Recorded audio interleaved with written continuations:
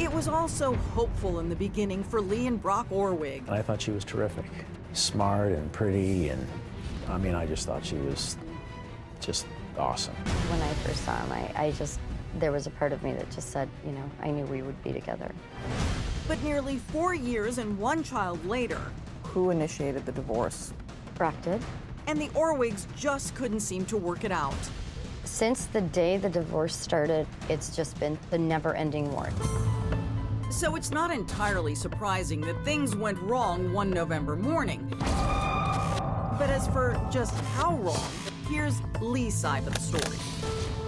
I started typing an email on my computer. I was not even halfway through the email when I felt something hit my head. And that was when I got up and I turned around and I looked behind me, and here's this guy wearing a dark knit cap with a blonde wig, dark clothing.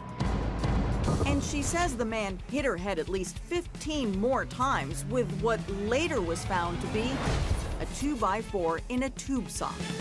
He dropped the weapon at one point in time, but then he started to go for my throat. And it got to the point where I knew that I just couldn't fight him off anymore. So Leigh played possum. She says the man then bound her arms and legs before stuffing pills in her mouth and pouring what she believes was alcohol down her throat. It kind of tasted like vodka. I could hear him in my knife drawer. And then I thought, oh my God, this is it. He's gonna stab me to death. But instead, she says the man untied her arm, grabbed her left hand, and put her fingertips on the knife handle.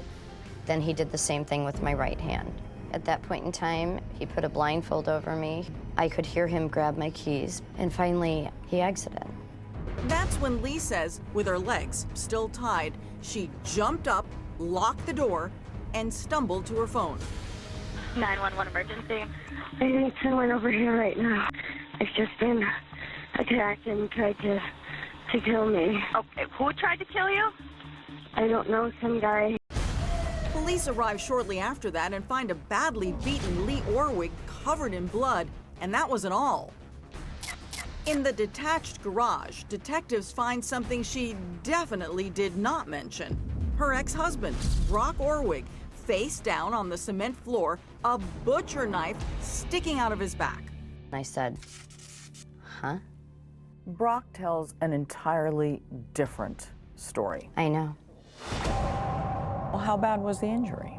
Well, they said that she had put the knife in 4.5 or 5.5 inches.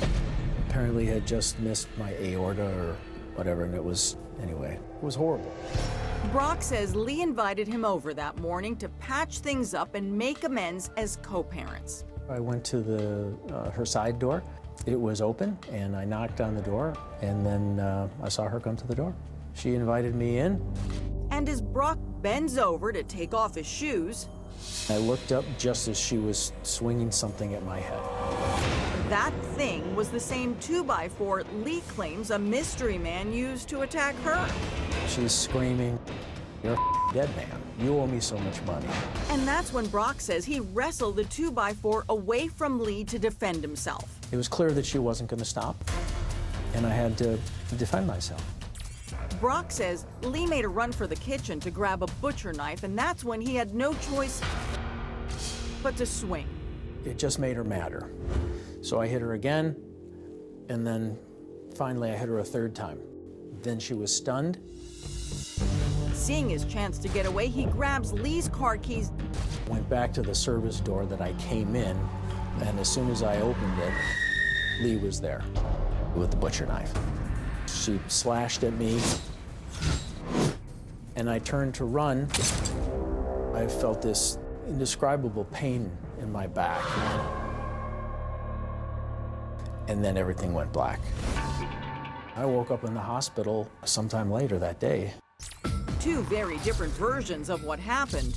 And with two wounded suspects, Edina, Minnesota police had to figure out who to believe. Backing up Brock's claim that Leigh attacked him, detectives find what looked like defensive wounds on his arms, but each one of those cut marks were superficial in nature, whereas they could be potentially self-induced. and the jacket Brock was wearing made things more suspicious. There's no corresponding slices in the jacket sleeve. That he got stabbed in the back, there's no corresponding knife hole in the back of the jacket. And stuffed inside one of those jacket pockets, a hand-drawn map leading to Leigh's house from where police would eventually find Brock's car.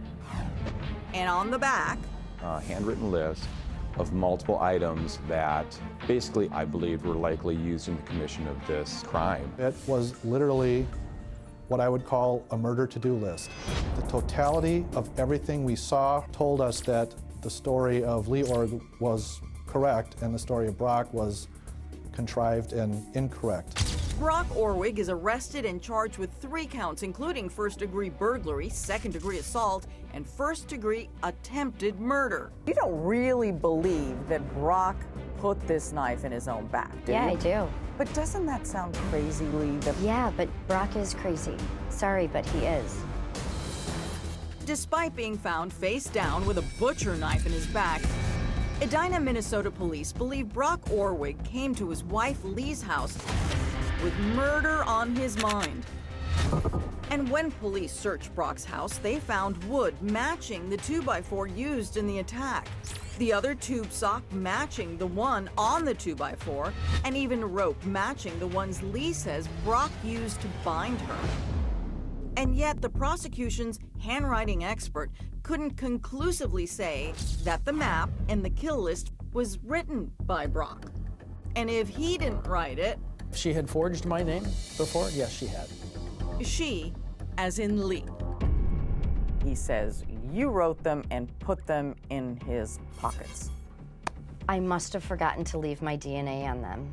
It didn't have anyone's DNA on it. Nor is any of Leigh's DNA on the knife found in Brock's back. Now, keep in mind, I'm oozing blood all over the place. There is no blood trail from my side door to the garage because I wasn't following him. None of my blood is in the garage. It's all Brock's. But even a bigger question, how did the knife even land in his back? Wait for it.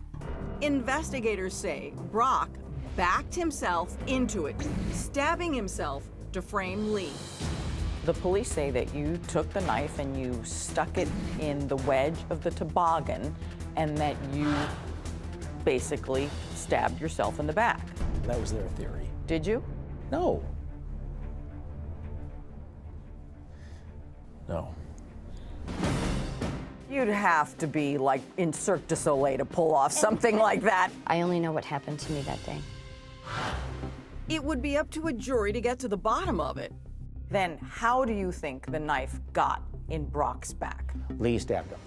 According to jury foreman Bob Brochat, the knife in Brock's back happened just the way he told police. But that didn't mean that the rest of Leigh's story was false. It meant the jury believed both were lying about something. The evidence was all over the board. There was just a lot of misinformation that was being thrown our way. Even judges looking at the case were confused, saying, at oral argument, neither party's attorney could offer any story logically consistent with the physical evidence. And after days of going over the evidence and nearly deadlocking, Bob and the rest of the jury came to this conclusion.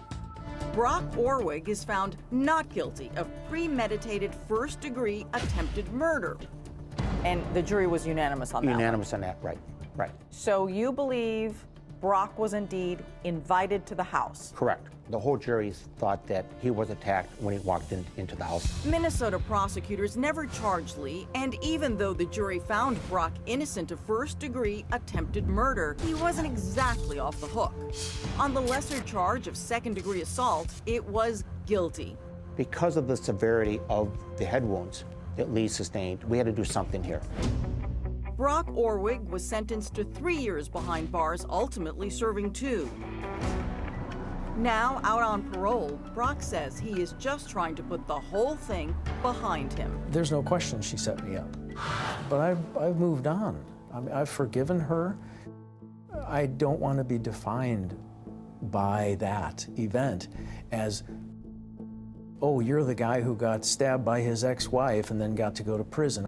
Yet Brock says you're the one who got away with attempted murder. All I did that morning was survive. That's all I did. That's it.